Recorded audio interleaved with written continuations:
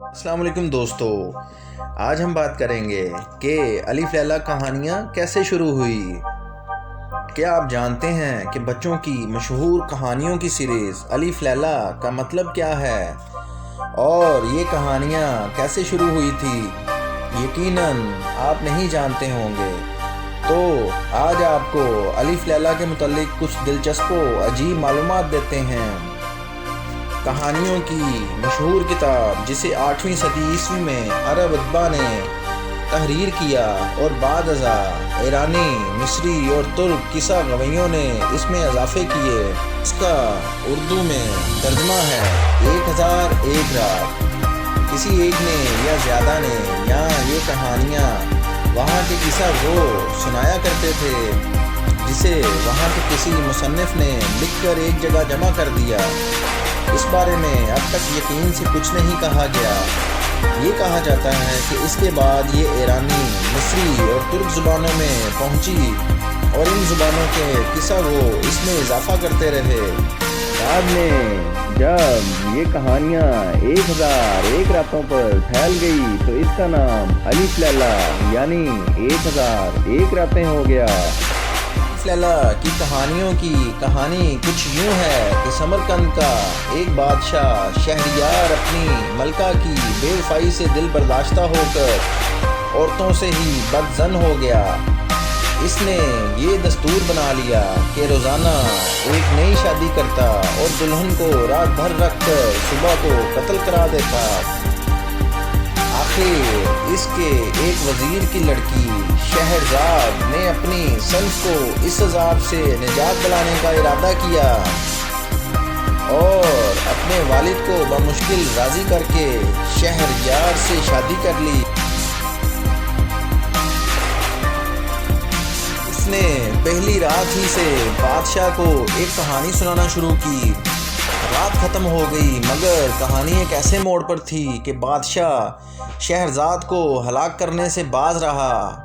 ہر رات شہرزاد کہانی شروع کرتی اور صبح کے قریب اسے ایک ایسے موڑ پر روکتی کہ اس میں ایک نئی کہانی کا تجسس دکھائی دیتا اور اتنا دلچسپ ہوتا کہ بادشاہ اس کے بارے میں جاننے کے لیے شہرزاد کا قتل ملتوی کرتا چلا گیا۔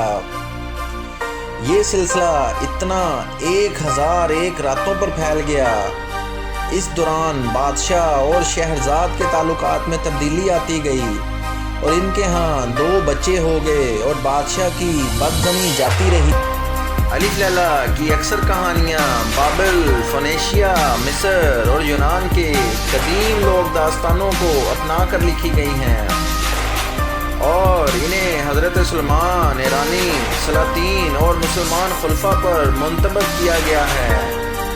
ان کا ماحول 8ویں صدی عیسوی کا ہے۔ ایسی کہانیاں جن میں ان چیزوں کا ذکر ملتا ہے جو 8ویں صدی میں دریافت اور ایجاد نہیں ہوئی تھی، بہت بعد کے اضافے ہیں۔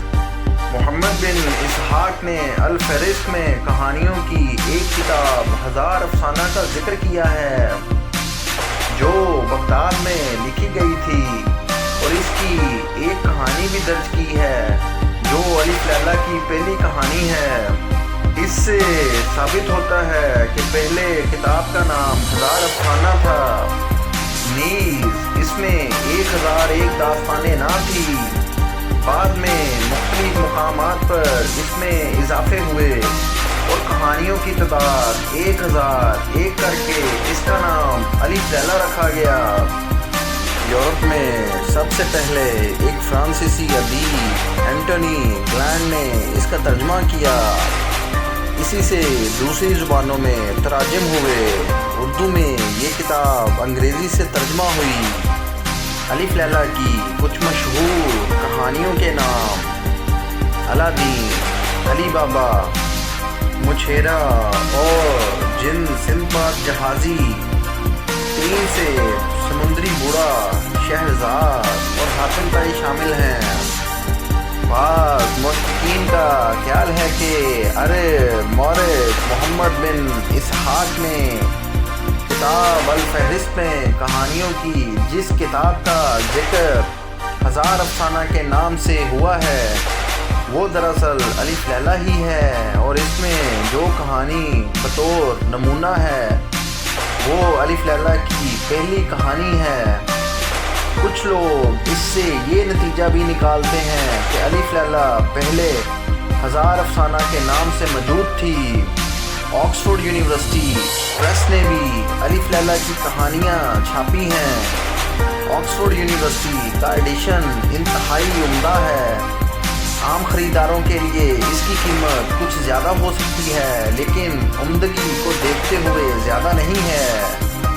یورپ میں سب سے پہلے ایک فرانسیسی ادیب انطون گلا کو اس کتاب کا مخطوطہ 1690 میں ملا، اور اس نے اس کا فرانسیسی ترجمہ 11 سال بعد شائع کیا۔ یہی ترجمہ اردو سمیت کم و بیش دوسری زبانوں میں بھی ہونے والے تمام تراجم کی بنیاد بنا۔